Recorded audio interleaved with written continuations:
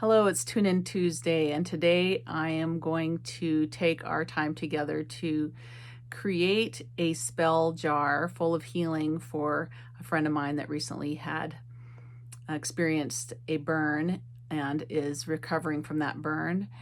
And I thought it would be a great practice to share with you. How can we help the people that we care about when they are ill or suffering in pain emotionally or physically? Well, sometimes that's through sending them good vibes, but also we can make a ritual out of it in calling on support for them and then having a container to hold that healing intention. So here we go. And by the way, she's the one that taught me about these spell jars. So here's a little project area I have.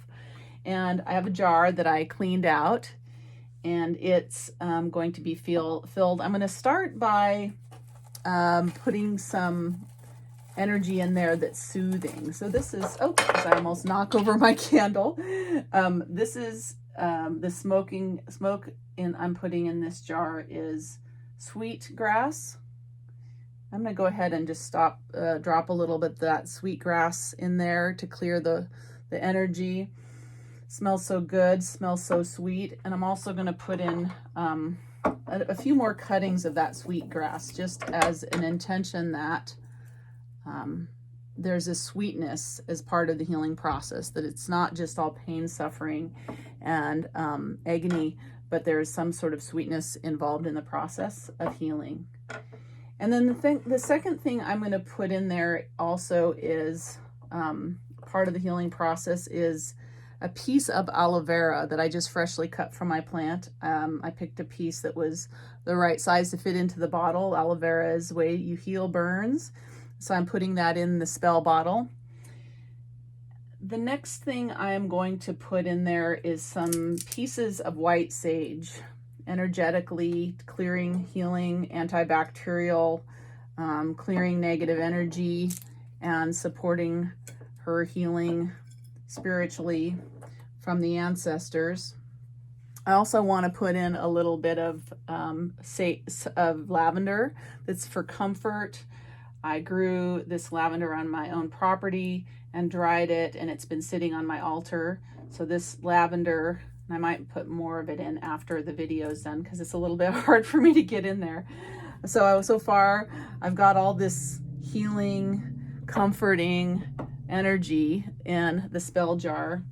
Now I want to put some beauty in there, so I'm going to put some dried rose petals and protection, because as you know, if you've worked with me, I really call on the rose as a protection symbol. So as she's going through all the treatment for this and the processes, and I'm sure that there'll be times when she has to, be sedated and things like that, she'll have some sense of protection and the beauty that accompanies rose petals, as well as the smell, which is really helpful. Now, the night before I went, this occurred, or the night that this occurred, not unbeknownst to me, as I was driving over to her house to visit, a owl swooped down in front of my car, and so I really feel like there is a symbology in that, and that the owl is offering to be her spirit totem. So I've got an owl feather I found outside. I can tell it's an owl feather because of the way the edges are make it soundless as it flies. So I'm going to go ahead and put that owl feather. Hopefully I can get it to drop down in there. Come on, you can do it. Into this spell jar. I'm also going to put a cowrie shell.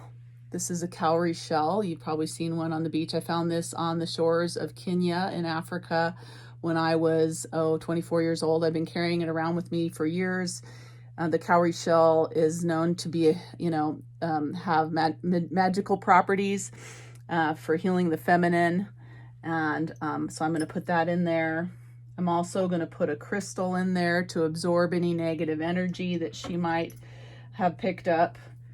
And then I'm going to put some positive vibes in there. So some of the things I know that she likes, there's some sunshine and the last thing we did together was make soul collage do some art. And so I'm just going to put a couple pieces of the actual crystal images that she had put on her cards for soul collage that were in my scrap pile into this spell jar to remind her of being inspired and creative, and how much fun that was, that there's fun. It's not, even when you're in the challenging time and suffering, there's still opportunity for knowing that the goodness is out there. I also want to add a little healing, a couple grains of the homeopathic remedy for burns, since she just went through a burn. So I'm going to put that in this spell jar to help her heal those burns. What else do I want to put in? Oh, yes.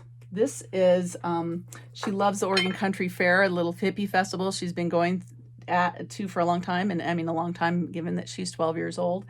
I am going to put a trimming of the headpiece I bought when we were at the Oregon Country Fair together in the spell bottle. This is just a little piece of ribbon to add some of that good vibe from that experience. And what else? I wanted to put some beautiful colors in here and the sparkly energy. So I thought beads would be the great way to do that. I'm gonna shift the camera. I know it's sort of silly that you've been looking at my chin the whole time, but I wanted you to see the spell bottle more than I wanted you to see me. So I'm pouring a few pink beads in there. She just told me that she'd been really attracted to pink and purple. I'd put the purple piece of ribbon in there. I also felt like this color, this sort of peachish orange color, was really almost sort of a watermelon color, would fit in with the energy that we're working with right here. And gold, because we use the color gold a lot in the healing practice of so there's some gold beads. And finally, I would like to add a few drops of oil from each of these chakra oils to help her in healing the parts of her energy field that were scalded, starting with the root chakra. And these are little roller balls, but I'm just going to pop the top off and put a few drops of the oil for healing her root chakra, groundedness in there. I'm going to, let's see, next is the sacral chakra, the second chakra where your creation energy is. I'm going to put some of that in there. Yes, I love these oils. They smell so good and they're so healing. And then finally, I'm going to put some of the oil for the power center so that she can really, that solar plexus, step into her own power as she heals this. So that's looking pretty darn good. I think after we get out of the video, I'm going to go ahead and add some more lavender in there. And oh, actually, I wanted to put this little angel wing shaped seashell in there that's purple to add to the purple. And there's one more rose petal. And then I will put a lid on it, and as she taught me to do, melt some wax on it to seal it with that good energy. So on this Tune In Tuesday, maybe you can take some time to feel into what kind of rituals you can do to help someone you love heal if they're struggling, or even if you want to do something like this and make a spell jar for yourself so that you can set some good intentions. She had actually just shown me that she made a spell jar for joy and a separate one for self-love. So that's what inspired me to make this spell jar for her healing.